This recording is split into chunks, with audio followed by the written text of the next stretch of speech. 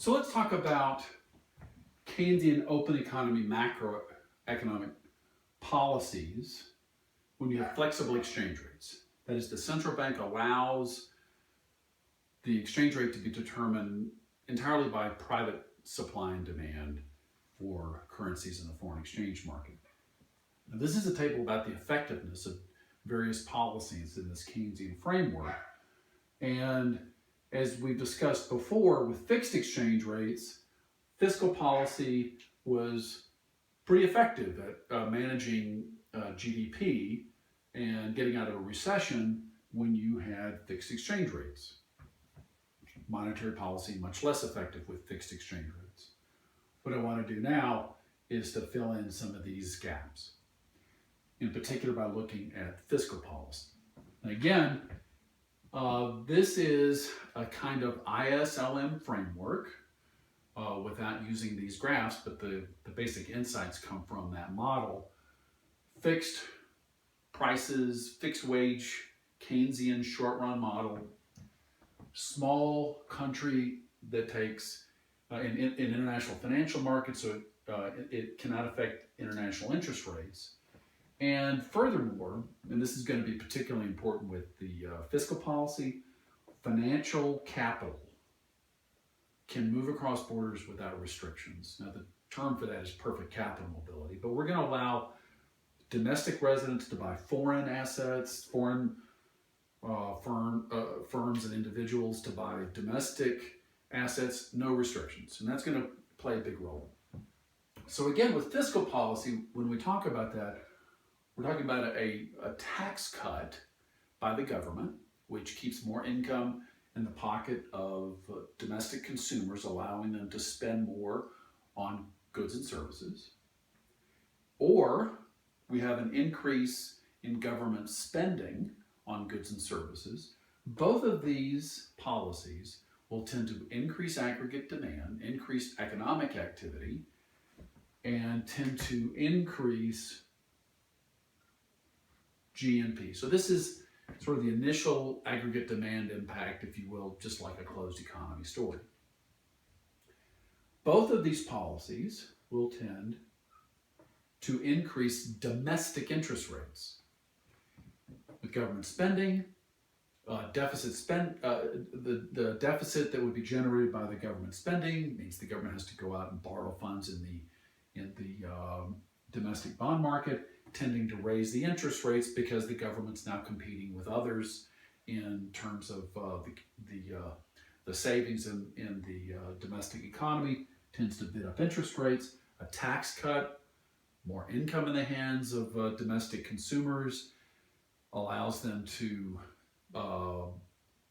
buy more goods and services, maybe buy more cars, tends to bid up the interest rate. So the opposite effect on interest rates that you would have with, say, a monetary expansion. That turns out to be key to what we're doing. So the next step of this is to look at the effect on the balance of payments. And we do that by looking at the private current account balance, exports minus imports of goods and services, and the private financial accounts balance. And to simplify things, we're going to say that basically GNP has the most important impact on the current account balance, interest rates on the private financial accounts balance. And those are where the predominant effects lie. An increase in economic activity means people go out and buy more stuff. Some of that stuff, foreign goods and services, tends to put the current account balance into deficit, or certainly less of a surplus, but you tend to have a domestic currency being offered in the foreign exchange market to buy the foreign goods and services, and let's say just that tends to put the current account balance into a deficit. The higher domestic interest rates will raise increase the attractiveness of domestic bonds for foreigners through interest rate arbitrage, which we've talked about before.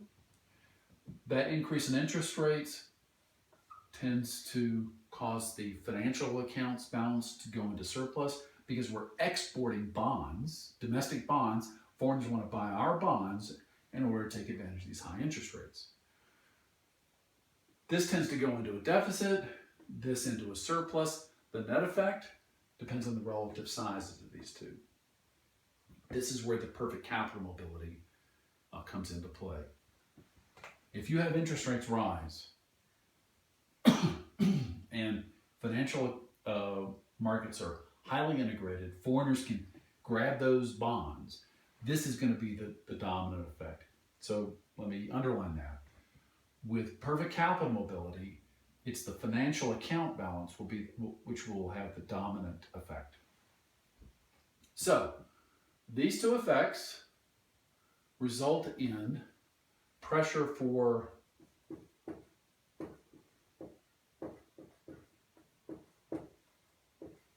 an appreciation. Mainly because foreigners are streaming in trying to buy our bonds.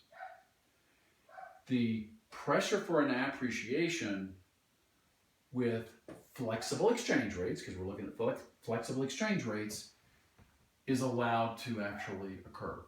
The central bank doesn't intervene to prevent this appreciation from occurring.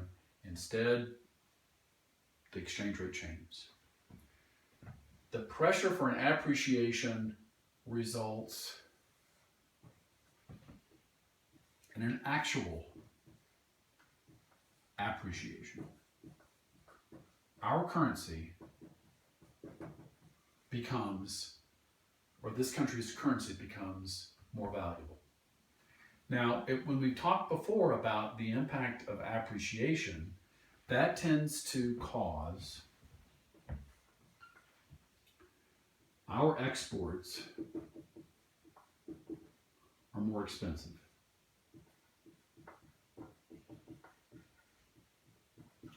That increase in price of our exports and imports are less expensive.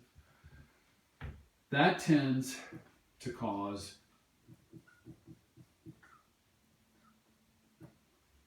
GNP to fall.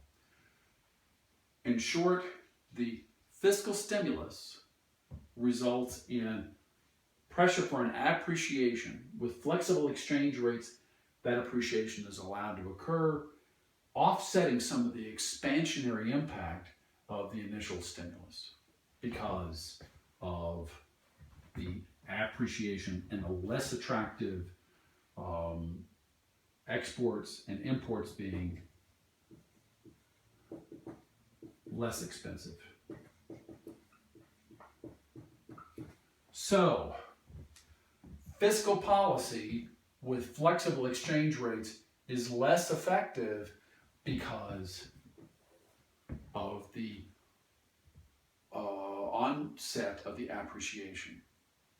So, if you're running, if you're talking about open economy or fiscal policy with a closed economy, you don't have to worry about this.